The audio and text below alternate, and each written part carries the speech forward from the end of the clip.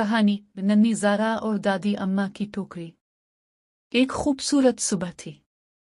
सूरज की नरम किरणें गांव की गलियों में बिखरी हुई थी।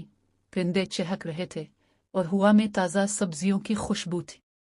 नन्ही ज़ारा अपने घर के बाहर खेल रही थी कि अचानक उसने देखा कि दादी अम्मा बाजार से वापस आ रही है। उनके हाथ में सब्जियों से भरी एक भारी टोकरी थी और चेहरे पर थकन के आसार नुमायां थे।